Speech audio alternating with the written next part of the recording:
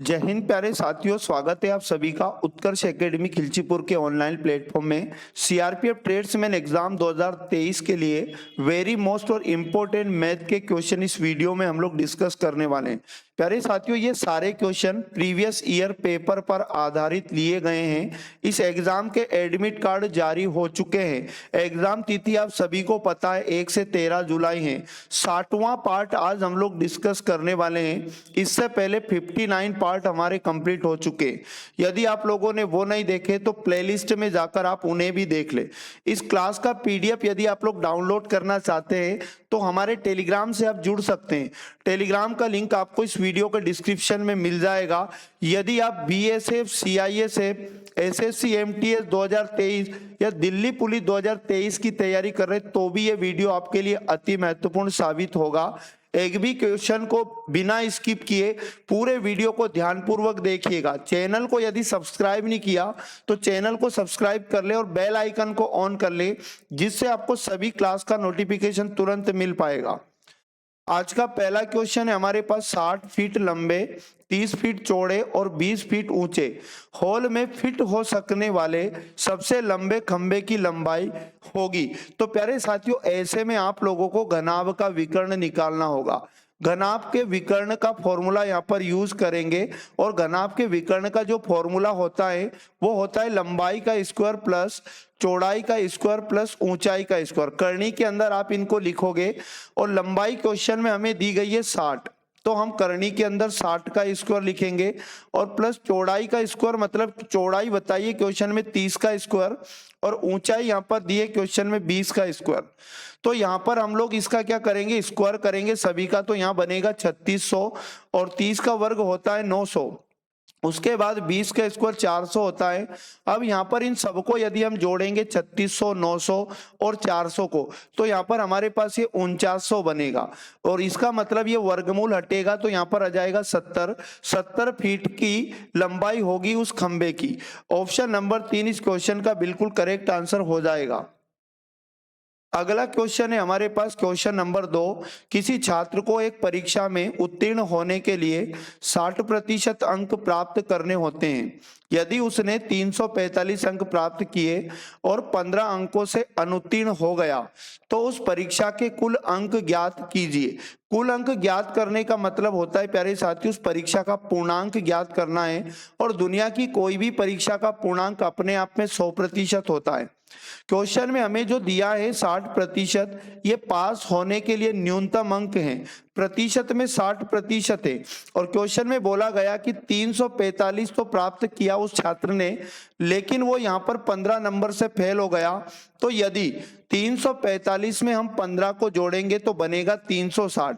यदि वो छात्र 360 नंबर लेके आता है इसका मतलब वो पास हो जाएगा, यानी ये नंबर जो बनेंगे 60% के बराबर बनेंगे। यहां से हम क्या करेंगे, 1% का मान लाएंगे तो 360 में 60 का भाग देंगे और अब क्या करो, यहाँ पर 100% का वैल्यू लेके आ जाओ, जिससे आपको उस परीक्षा का पूर्णांक यानी अधिकतम अंक मिल जाएंगे। तो जो 1% का मान आया 360/60, इसमें हम 100 का मल्टीप्लाई कर लो। 0 से 0, 6 से काटा, 6 ही छंग होता है 36 और 6 गुणा 100 करेंगे 600।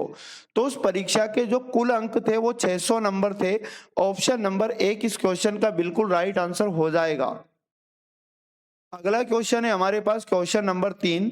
12 संख्याओं का औसत 15 है और पहली 4 संख्याओं का औसत 13 है। शेष संख्याओं का औसत क्या होगा।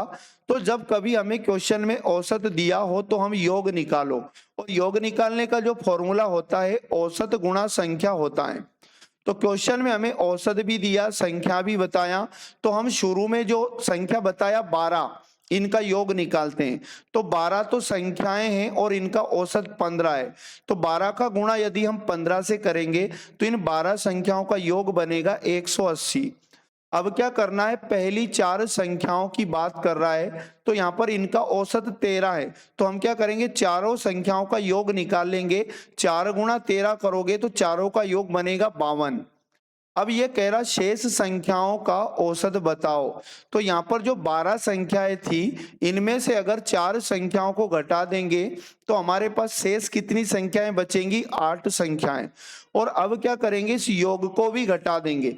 12 संख्याओं के योग में से अगर 4 संख्याओं का योग घटा दिया जाए तो हमारे पास शेष संख्याओं का योग बच जाएगा। तो यहाँ बचेगा 8, 7 में से 5 जाएगा, 2 बचेगा, यहाँ पर 1, 128 योग बनेगा शेष 8 संख्याओं का।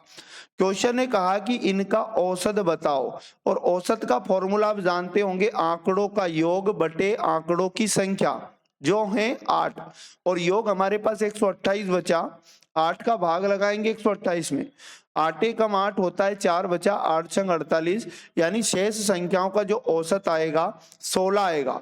ऑप्शन नंबर 2 इसका बिल्कुल सही जवाब हो जाएगा। अगला क्वेश्चन है हमारे पास क्वेश्चन नंबर 4। एक आदमी अपनी यात्रा 6 घंटे में पूरी करता है। यदि वह यात्रा की आधी दूरी 10 किलोमीटर प्रति घंटे और शेष दूरी 20 किलोमीटर प्रति घंटे की चाल से तय करता है, यात्रा की कुल दूरी कितनी है? तो जब कभी क्वेश्चन में हमें 2 चालें दी जाए, एक चाल हमें 10 किलोमीटर प्रति घंटा दी गई है और दूसरी चाल हमें 20 किलोमीटर प्रति घंटा दी गई है, तो हम क्या करेंगे, अनुपात बना लेंगे। तो हमारे पास चाल का अनुपात क्या बनेगा, 10 1 जा 10 और 10 2 जा होता है 20, यानी 1:2 इसकी चाल का अनुपात बना। और चाल का उल्टा अनुपात होता है प्यारे साथियों समय का अनुपात। तो समय का जो रेशो बनेगा वो बनेगा उल्टा अनुपात, यानी 2:1। क्वेश्चन में ये कहा गया कि आधी दूरी और बची हुई आधी दूरी, दोनों दूरियों को तय करने में 6 घंटे टोटल टाइम लगेगा। मतलब यहाँ पर हमें टोटल समय को भी जोड़ लेना है, 2 में 1 जोड़ेंगे 3, इसका मतलब 3 रेशो का मान हमें क्वेश्चन में दिया 6 घंटे, तो 1 रेशो का मान लाने के लिए 3 का भाग 6 में देंगे, तो 3 दूनी 6, यानी कि 1 रेशो का मान 2 घंटे होगा। अब यहाँ पर क्या है, इस टोटल दूरी को तय करने में कितना समय लगा हम यहाँ से निकाल लेंगे। तो यहाँ पर आपको दिया गया है, पहला जो समय है वो 2 रेशो है, तो 2 का गुणा यदि हम 2 से करेंगे तो पहली आधी दूरी को तय करने में तो 4 घंटे लगे, और दूसरी आधी दूरी को तय करने में 1 रेशो का टाइम लगा, और 1 रेशो का गुणा यदि 2 से करेंगे तो हमारे पास 2 घंटे का समय आएगा। अब क्वेश्चन में टोटल दूरी पूछा है, और हम जानते हैं कि दूरी का जो फॉर्मूला होता है वो होता है चाल गुणा समय। तो यहाँ पर क्या करेंगे हम, क्वेश्चन में हमें चाल तो बताइए, आधी दूरी को तय किया 10 किलोमीटर प्रति घंटे की चाल से और समय लगा 4 घंटे, तो ये आधी दूरी आ गई। हमें तो पूरी दूरी बताना है, फिर प्लस में दूसरी वाली दूरी भी लाना है। तो दूसरी वाली चाल कितनी है, 20 किलोमीटर प्रति घंटा, और इसके लिए जो समय लगा वो 2 घंटे लगा। तो ये टोटल दूरी बन जाएगी 4 10 होता है 40 और प्लस 22 जा होता है 40, मतलब 40 किलोमीटर की 2 आधी आधी दूरियां थी, और टोटल दूरी कितनी बन जाएगी, तो 80 किलोमीटर बन जाएगी। ऑप्शन नंबर 4 इस क्वेश्चन का बिल्कुल सही जवाब आ जाएगा। अगला वेरी मोस्ट और इंपॉर्टेंट क्वेश्चन है हमारे पास। एक दुकानदार वस्तुओं के क्रय मूल्य में 12% की वृद्धि करता है, फिर 12% की छूट देता है, उसका लाभ या हानि प्रतिशत ज्ञात कीजिए। तो ऐसे क्वेश्चन को आप लोग बिल्कुल शॉर्ट तरीके से करोगे, और शॉर्ट तरीका क्या है वो आपको समझना है। एक बार वृद्धि हो जाए, दूसरी बार कमी हो जाए, दोनों बार वृद्धि हो जाए, दोनों बार कमी हो जाए, तो आप लोगों को एक छोटा सा कंसेप्ट याद रखना है, plus minus X plus minus Y, और इसे कोष्टक में बंद करके हमेशा प्लस लगाओगे, फिर एक्स गुणा वाई बटे में 100, इसे भी कोष्टक में बंद कर लोगे। एक्स का मान वो होगा जो पहले हुआ, और y का मान वो होगा जो बाद में हुआ। अगर वृद्धि हुई तो हम पॉजिटिव लिखेंगे उस वैल्यू को, और कमी हुई तो हम उसे ऋणात्मक लिखेंगे। तो यहाँ पर कहा गया कि 12% की वृद्धि हुई, मतलब हम प्लस का 12 लिखेंगे। फिर बोला गया कि फिर यहाँ पर 12% की छूट दी गई, छूट का मतलब कमी ही होता है, तो यहाँ पर माइनस का 12 लिखेंगे, कोष्टक बंद करेंगे, और ये 0, यहाँ पर प्लस की जगह प्लस लगाया।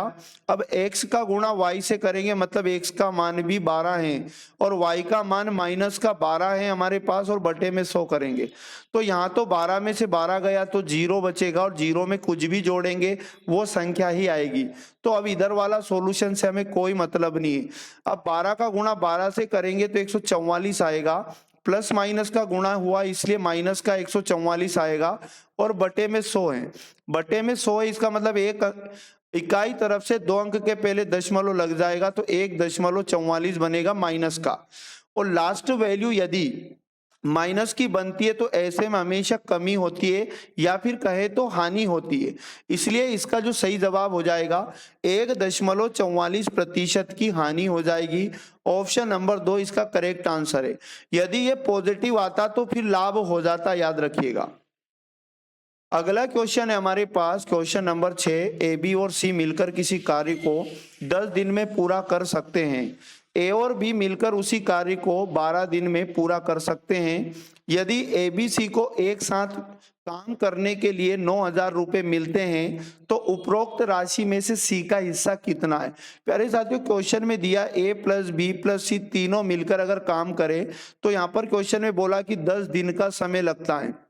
आगे बोला गया कि यदि ए प्लस बी दोनों मिलकर काम करेंगे तो टाइम लगेगा 12 दिन का। अब क्या करेंगे, यहाँ पर 12 और 10 का लघुत्तम लेकर टोटल वर्क निकालेंगे तो यहाँ पर आएगा 60।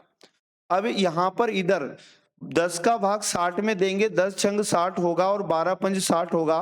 तो जो 6 और 5 आया ये इनकी कार्य क्षमता कहलाती है। अब याद रखना जो पैसा हमें बांटना है टोटल 9,000 रुपया तीनों के बीच में बांट रहा है। 9,000 रुपये तीनों को मिला तो ये हमेशा याद रखना कार्य क्षमता के अनुपात में बढ़ता है। इसमें से मैं आपको बता दूं यहाँ पर ये जो 9,000 रुपया है तीनों की कार्य क्षमता का योग है जो हमें मिल चुका है क्वेश्चन में 6 अनुपात। ये 6 रेशो का मान है, 1 रेशो का मान लाने के लिए 6 का भाग देंगे।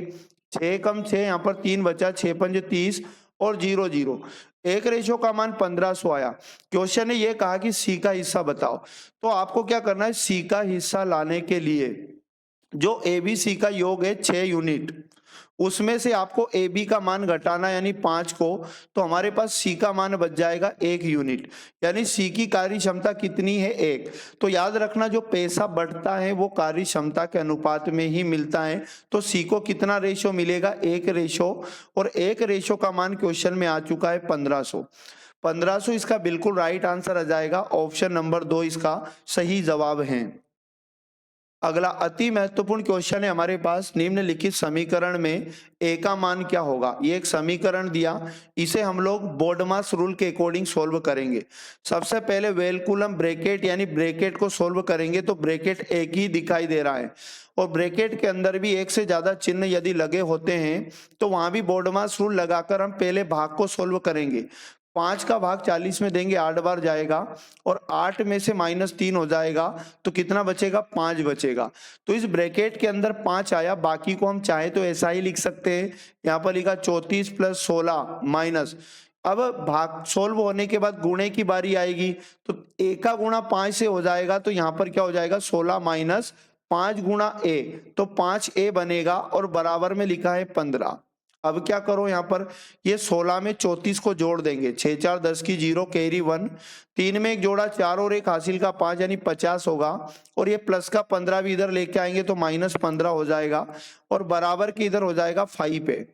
सिंपली क्या करेंगे, 10 में से 5 गया 5 बचा, 4 में से 1 गया 3 बचा और यहाँ पर बचेगा 5a। क्वेश्चन में a का मान हमसे पूछा गया तो गुणे का 5 इधर आएगा, भाग में चला जाएगा तो 35/5 हो जाएगा। 5 से काटेंगे 35 को 7 बार कटेगा तो इस प्रकार a का मान जो आएगा हमारे पास आएगा 7। ऑप्शन नंबर 4 इसका करेक्ट आंसर हो जाएगा। अगला क्वेश्चन है हमारे पास क्वेश्चन नंबर 8। एक नाव धारा के विपरीत दिशा में जाते हुए 3 घंटे में 21 किलोमीटर की यात्रा कर सकती है। यह धारा की दिशा में जाते हुए 5 घंटे में 55 किलोमीटर की यात्रा कर सकती है। धारा की चाल हमें यहाँ पर बताना है। तो प्यारे साथियों, धारा की चाल लाने से पहले हम धारा की दिशा में और धारा के विपरीत दिशा में नाव की चाल हमें लेके आना पड़ेगी। तो हम क्या करते हैं, धारा के विपरीत चाल लेके आ जाते हैं। पहले विपरीत चाल लेके आ जाते नाव की, तो चाल का फॉर्मूला यहाँ पर यूज होगा, चाल बराबर होता है दूरी बटे समय। तो प्यारे साथियों, क्वेश्चन में हमें यहाँ पर दूरी बताइए धारा के विपरीत। क्वेश्चन में बोला 21 किलोमीटर की दूरी और 3 घंटे का समय लेगा तो उसकी चाल बनेगा 7 किलोमीटर प्रति घंटा। आगे क्या करेंगे, अपन धारा की दिशा में भी चाल निकाल लेंगे। दिशा में चाल निकाल लेंगे यहाँ पर। तो मैं आपको बता दूं क्या करोगे यहाँ पर, चाल लाने के लिए वही दूरी बटे समय। तो धारा की दिशा में दूरी बताइए क्वेश्चन में कि धारा की दिशा में जाते हुए 5 घंटे में 55 किलोमीटर चलता है। तो दूरी 55 बताइए, समय 5 घंटे बताया, तो चाल आ जाएगी हमारे पास 11 किलोमीटर प्रति घंटा। अब क्या करना होगा हमें यहाँ पर, जब हमारे पास धारा के विपरीत दिशा में चाल हो और धारा की दिशा में चाल हो और धारा की चाल क्वेश्चन में पूछे कि धारा की चाल बताओ, तो ऐसे में सिंपली क्या करो, जो धारा की दिशा में चाल है उसमें से धारा के विपरीत चाल जो है उसे घटा दो। तो 11 में से 7 को घटाया और इसमें हमेशा 2 का भाग लगाना है। 11 में से 7 जाएगा, 4 बचेगा, 4 में 2 का भाग देंगे हम लोग यहाँ पर। तो यहाँ पर 2 दूनी 4 यानी कि 2 किलोमीटर प्रति घंटा धारा की चाल हमारे पास आ जाएगी। ऑप्शन नंबर 4 इस क्वेश्चन का करेक्ट आंसर आ जाएगा। अगला क्वेश्चन है हमारे पास question number 9। 10 metre 54 centimetre 11 metre 56 centimetre लंबाई के दो तारों को प्रत्येक x सेंटीमीटर लंबाई के टुकड़ों में काटा जाता है, जहां x एक पूर्णांक है, x का अधिकतम मान कितना होगा। तो इसे करने के लिए क्या करना है, सिंपली आप लोगों को, आपको लंबाई जो बताई है दो लंबाइयां बताइए, ये मीटर में भी बताइए, एक तो 10 मीटर बताइए और कहा गया कि 54 सेंटीमीटर है। तो हम क्या करेंगे, इसे पूरे को सेंटीमीटर में कन्वर्ट कर लेंगे। 10 मीटर तो हम क्या करेंगे, 10 में अगर 100 का गुणा करेंगे तो ये सेंटीमीटर में कन्वर्ट हो जाएगा और इसमें 54 को भी जोड़ देंगे तो ये पूरा सेंटीमीटर में कन्वर्ट हो जाएगा।